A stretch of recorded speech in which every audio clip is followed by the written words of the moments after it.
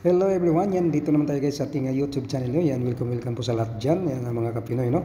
Kaya thank you so much po sa inyong walang sawang suporta dito po sa ating YouTube channel, no? Yan sa aking mga mahal na OFW, saan sulok man kayo ng mundo. Maraming salamat sa inyong walang sawang suporta po ito.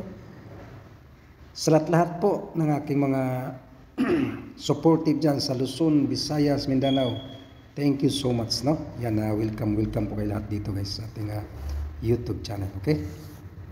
Ngayon guys, ang ating pag-uusapan ngayon ay itong pangyayari doon sa rally sa Cebu, no? Kasi yung iba kasi mga vlogger na mga reaksyon nila nga bakit daw si Tatay Digong ay hindi bumabanat, hindi magmumura masyado doon. Kasi alam nyo guys, yung sitwasyon sa Cebu hindi kasi kagaya sa Davao. Davao kasi is talagang Duterte, bahay ng mga Duterte yan.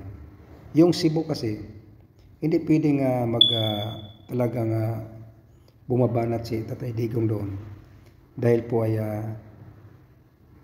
nakibisita lang sila doon. At saka isa pa doon may usapan po silang mayor, yung si Mike Rama.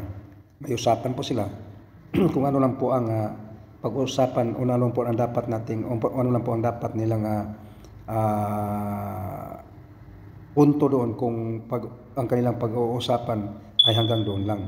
Hindi yung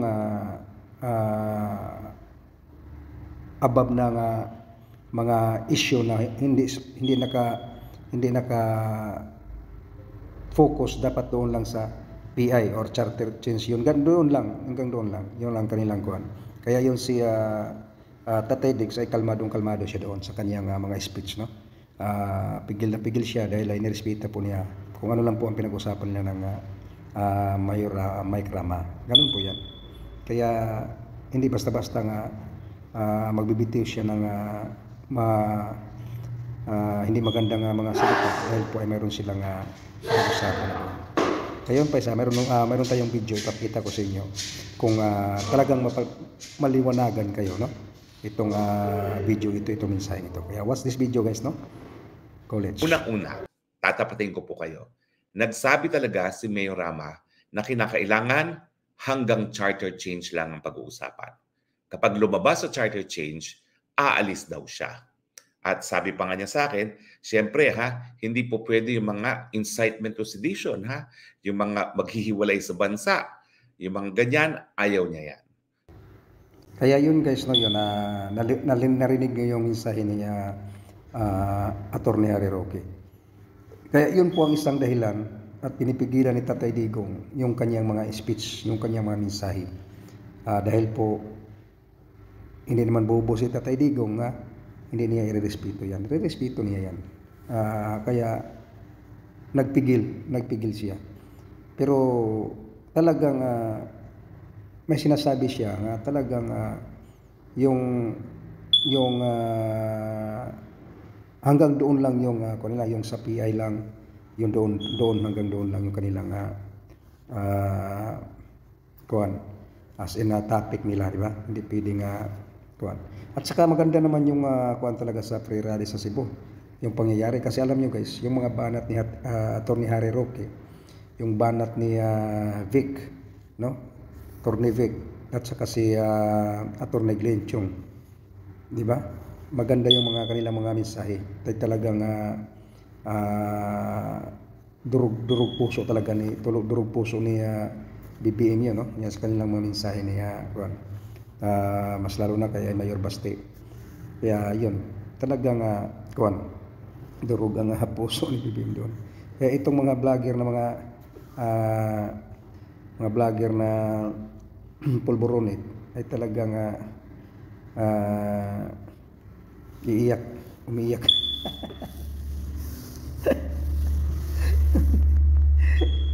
mga walang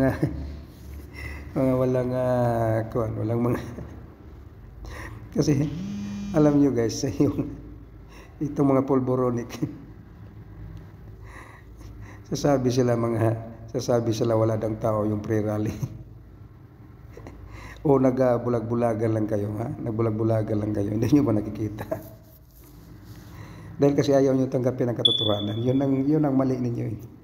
Ayaw nyo tanggapin ang katotohanan at gusto nyo ipilit lang sa inyo nga mali.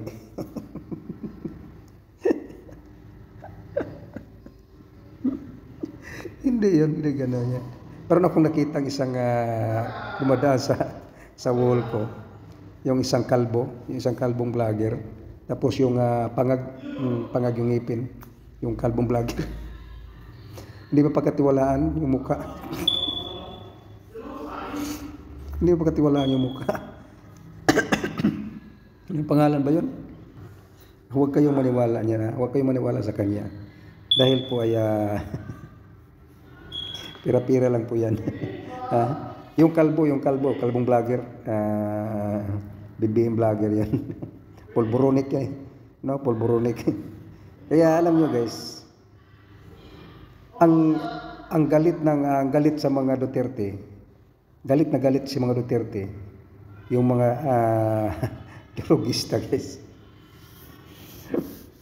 Yan ang yung mga drogista, yun ang galit kay Duterte. You know? Bakit?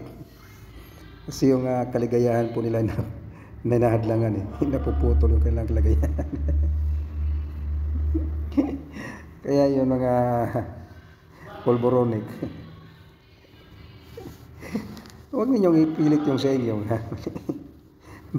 Mayroon pa akong nakikita nga vlogger na meron akong nakikita mga vlogger nga mga polboronic vlogger na yung laging tinatanong yung 51 billion. Alam nyo yung 51 billion ni Pulong. Kasi kayo mga bubog, mga ubob kasi kayo, yung mga ubob, no? Kasi bakit hindi yung 51 billion maliit lang yan? Sa totoo lang, maliit lang yan. Binibigayan nga project yan. Yan ang budget. Proyekto yan sa Davao, sa Congressman Pulong. Kaya, yung 51 billion, lagi ninyong tinatanong.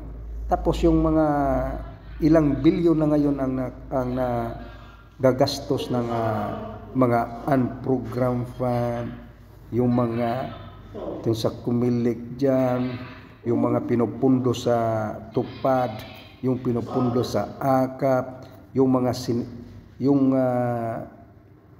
hinahabol na 12.6 billion ba yun? Yung ini-insert nila, sinasama. Hindi nyo ba yan tinatanong? Hindi nyo ba tinatanong yan? Billion, ilan ang billion yan? Tapos yung kasamantalang kay Pulong yung 51 billion, binigyan na kayo ng resibo. Project po yan. Yan po ay sa ilang taon na po siyang congressman sa Davao. Ay talaga yung proyekto yan. Kasi alam nyo, congressman, halimbawa sa distrito niya, kailangan meron siyang project doon. Eskwelahan ba ngayon? Or kalsada ba ngayon? Ano ba yung building dyan nga kuhan? Ginagawa. Yun. Kaya yun. Sabihin ninyo yung rally doon walang tao, nilalangaw. Huwag kayo mahirap magbulag-bulagan, no? Dapat yung kung ano yung nakikita nyo, tanggapin niyo, ha? Huwag kayong magbulag-bulagan, no? Ay gusto nyo huwag yun. Yung rally sa Cebu, hindi mahulog ka ng karayom po.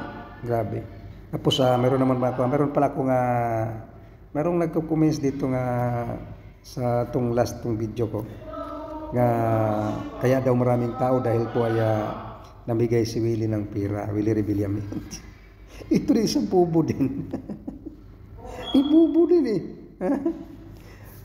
Wala talaga ito sa kuan. Buti nga yan si Willie namigay ng pira.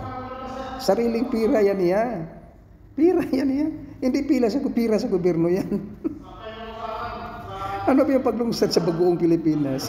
Yung pagkuhan sa bagoong Pilipinas, ha? Ilang milyon pa yung nagastos doon, ha? Ilang milyon na nagastos? Hinahakot pa yung tao, yung mga empleyado, mayroong mimo. Pag ayaw nyo magpunta doon sa bagoong Pilipinas, ay talagang ay, nako, mayroon kayong investigation, may investigahan kayo, at dili naman, tanggalin yung allowance mo, dito, tanggalin yung sahod mo. Mayroon yun, mandatory yun, yung sa Bagoong Pilipinas. Di ba? Tapos, pagkain sa mga tao doon, pila ka dito sa SWD, kasi ang ayuda mo, pila ka dito sa AX, pila ka dito sa Tupad, kasi ang ayuda mo. Puro pira ang minumudmud sa tao. Alam nyo ba? Hindi ba kayo nahihiya? Pati pira ninyo, ginagamit nila para makakuha sila ng kuhan sa tao. Mga ubob kayo eh. Mga ubob kayo.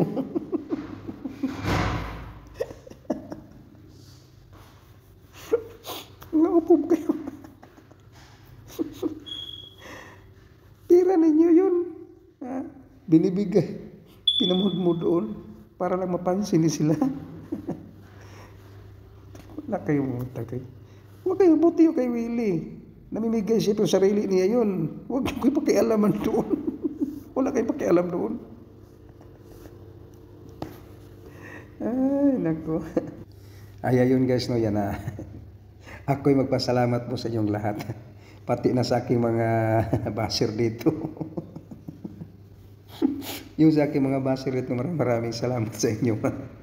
Kahit naman paano ay nagbo-views po tayo, no? Dahil po sa inyo mga basir ko.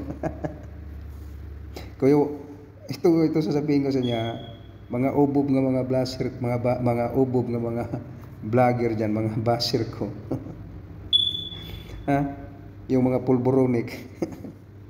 Minsan din tatanggapin din ninyo yung lunukin ninyo minsan yung pride ninyo. Huwag yung ipilit yung sa inyo. Dahil ay talagang magkaiba kasi yung sa totoo lang, iba kasi talaga yung organic na suporta mo or sa binabayaran ka lang para lang ay labanan mo yung politiko nga nilalabanan mo, di ba? Iba kasi yung organic na walang pirang kapalit, na talagang galing sa puso, yung ang talagang totoong serbisyo. Kaya nakikita niyo yung suporta, yung mga rally ng Duterte, Davao at saka sa Cebu, nakikita talaga ninyo na organic siya. Dahil wala pong pira, pinagmudmud sa mga tao. Nga ipunta kayo doon, mayroong bigay dito o dito, pila ka dito, pagdating mo doon, mayroong kong ticket yung ticket mo, ipakita mo lang, linya ka doon sa SWD. Itong ticket mo dito, pagkatapos mo, linya ka doon sa Tupad, pagkatapos mo doon, linya ka doon sa AX, Wala kasi dyan, wala. Kasi alam niyo mga Duterte, si Tatay Digong, wala na sa gobyerno eh. Kung tutuusin mo, kung isipin niyo, hindi kayo mga ubob, bakit pa sila pupunta doon? Wala naman sila pakinabang, di ba? Ano bang papakinabang nila doon? Wala sila pakinabang dahil wala na po sa gobyerno si Tatay Digong. Iyo, kung napunta sa doon dahil po sa utang na loob nila na noong unang panahon nga si Tatay Digong ang presidente, ay malaking naitulong sa kanila, sa kanilang buhay, na safe sila. Pati yung mura ang mga bilihin. Kahit nasa pandemic tayo, ay talagang naparausan natin, di ba? Tingnan nyo ngayon, wala ang pandemic. Ang hirap sa mga tao, puro hirap. Tanungin mo Las Kalye, mga hihirap, iba mas lalong naghihirap. Walang pandemic ngayon, wala tayong trial sa itong gobyerno, wala tayong problema. Di ba? Mas mahal pa kung daw ngayon ang bilihin kaysa nung unang sa pandemic pa. Di ba? Kaya yun ang ilagay nyo sa utak nyo, sa kukuti ninyo. Kaya yun mga kapinoy, kaya maraming salamat naman tayo sa inyong suporta dyan, sa inyong pagmamahal, sa inyong walang sawang suporta po dito sa ating YouTube channel. Again, please don't forget, like, share, and subscribe. Pindot na! Go! Thank you so much. Bye-bye. God bless!